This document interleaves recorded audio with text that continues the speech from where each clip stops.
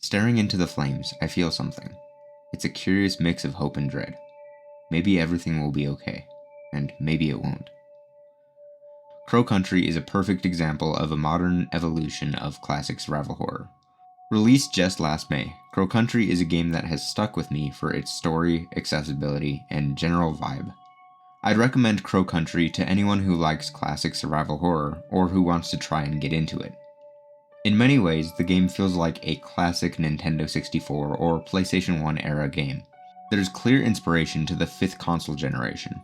The game is a unique mix of Resident Evil, Silent Hill, and at least artistically, Final Fantasy VII. The visual style of Crow Country is akin to the Polygon era of gaming. The pre-rendered backgrounds, low poly models, and minimal HUD elements all come together in a way that honors gaming history without making things seem arbitrary.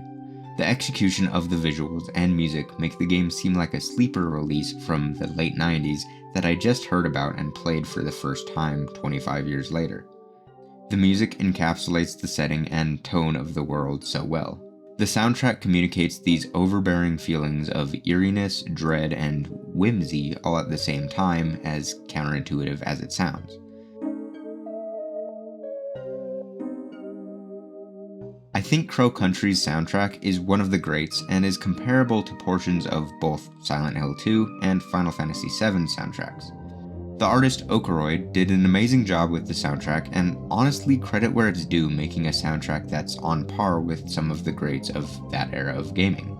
The visuals are the right brightness and quality to not interfere with the vibe of the game.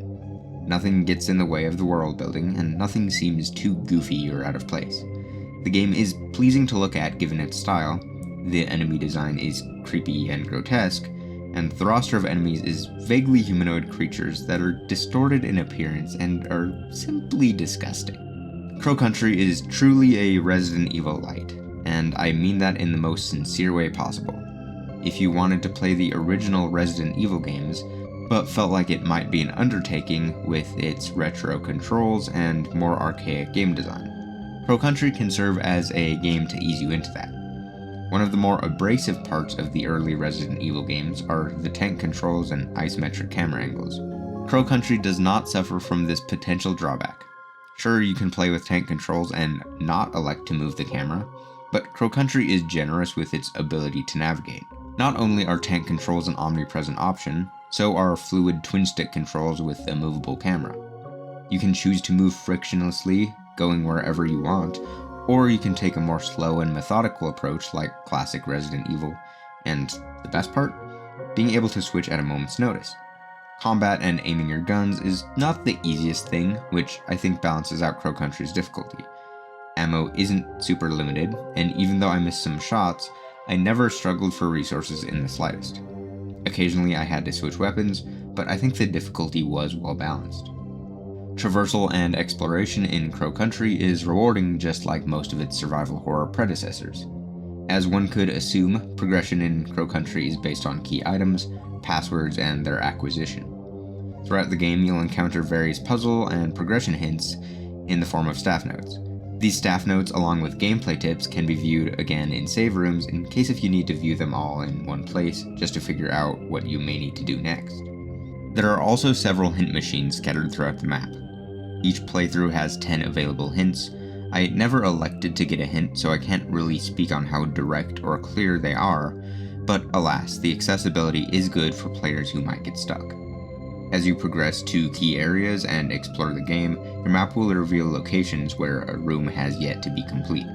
You may be missing something that's holding you back from progression, and knowing where that is super helpful, especially on the rare occasion where puzzles may be unclear.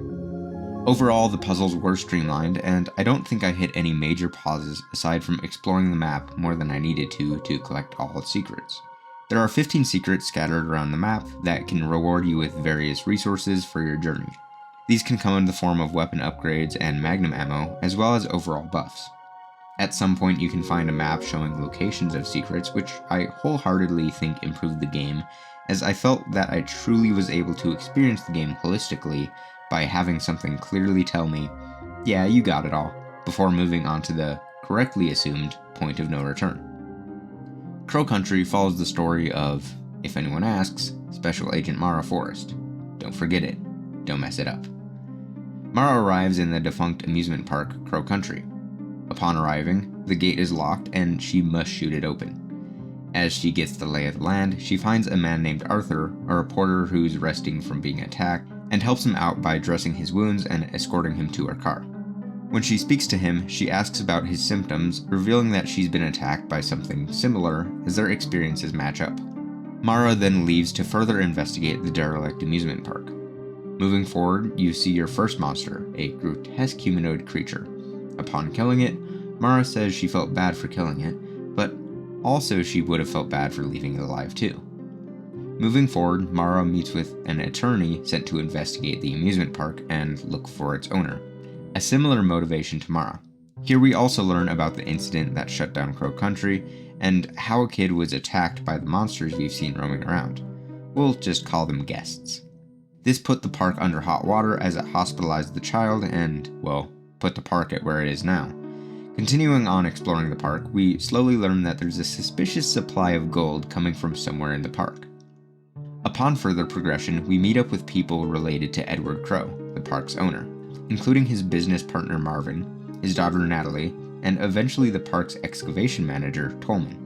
Meeting up with these characters and reading nearby logs reveals that there were shady, literally underground operations occurring within the park on these mysterious roots that sprung up in the park. These roots were made up of oxidized copper with pure 24-karat gold inside. We find out that this gold has been repurposed and hidden under the guise of an excavation mission in Brazil, as discovering and selling tubes of raw 24-karat gold would be too suspicious. As you continue on towards the end of the game, you unlock Mr. Crow's office, finding out some more of the missing pieces of the narrative puzzle. You discover that these guests started to emerge from the pool that the roots grew from, and as the root excavation progressed, so did the state of the guests, evolving into more grotesque beings. Finding this out, you're able to assume that these roots and guests are clearly tied to each other if it wasn't already clear enough, but you still need to find answers on exactly how. Taking a secret elevator down to find Mr. Crow, you take a shower to wash off all of the dirt and grime, revealing your true hair color. Speaking into an intercom to Mr. Crow, he greets you by your real name, Elaine, the kid who was attacked by the guests which shut down the park years ago. Mr. Crow greets you and tells you to take the strange vials in the room down to him before you talk face to face. You agree as you make your way into the pool where Edward is sitting, and he tells you everything. Approaching Mr. Crow, you see that he isn't in the best shape by any means, and he tells you that exposure to the guests infects you with a bacteria which will take a toll on you, and that there's no cure other than the ones he's concocted and had you bring in. Mining at the roots were in part what caused the guests to be the way that they are. As Crow explains, the roots were actually antennae from a time machine that allowed the guests to arrive. The guests were once human, but presumably came back in time to warn us about something. That something likely being the bacteria they were infected with. Mining the antenna only accelerated the effects of the bacteria and made it so that anyone coming through the portal would be a disfigured, disgusting creature.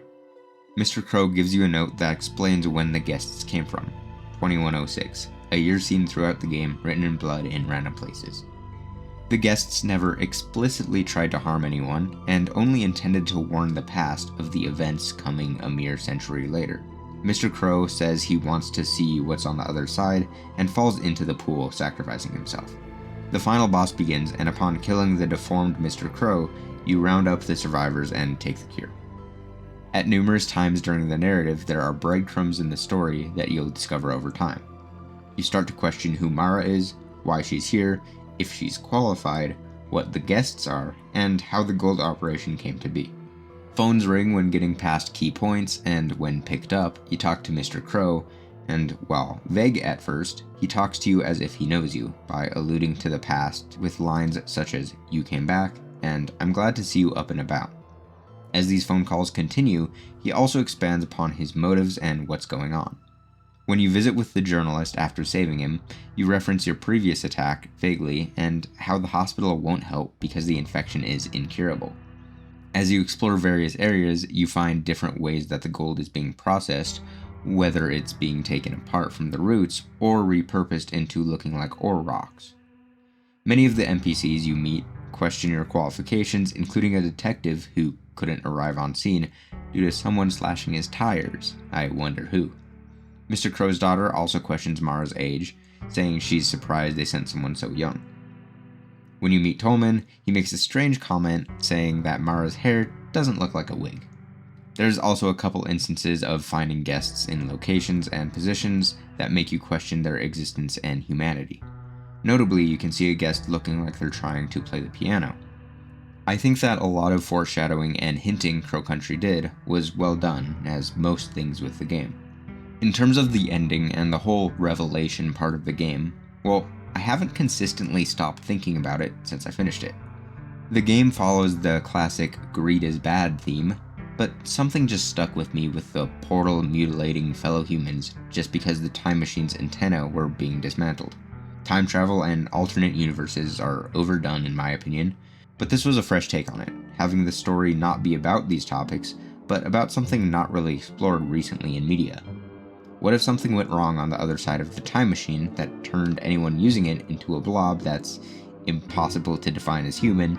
And what if this was all done by greed, kind of like the classic cursed gold and tomb trope? It's a surprising mix of sci-fi and the ancient cursed artifact genre. And coming into the game blind, for the first half I thought the gold was related to the infection and the guests, all of the first Uncharted game. Like most survival horror games, upon completion you are rewarded with a rank based on your performance. Healing items used, secrets discovered, respawns, and hints used, if any, are factors that Crow Country looks at when determining your rank come the end of the game. Time and saves are not considered, which spares some pain for more methodical gamers and allows them to get S rank without needing to rush the process. Finishing the game with a B rank unlocks the crowbar, a crowbar that can be used for melee. I don't know how strong the crowbar is, because for my second playthrough, I solely used the crow launcher that I earned from getting an A rank. The launcher is a powerful infinite ammo area of effect weapon that can injure you if you stand too close to it. When you earn S rank, you unlock your last crow-themed item, the crow wings. These allow you to teleport between save rooms, making traversal even more of a breeze. I honestly think the crow launcher should be behind the S rank, as it feels like the strongest option. But hey, I was glad I could just launch exploding crow heads everywhere for my second playthrough.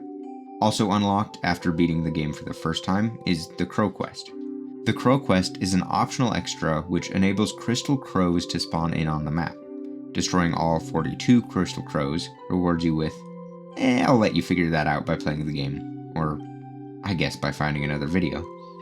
Like most games I dedicate a video to on this channel, I can recommend Crow Country.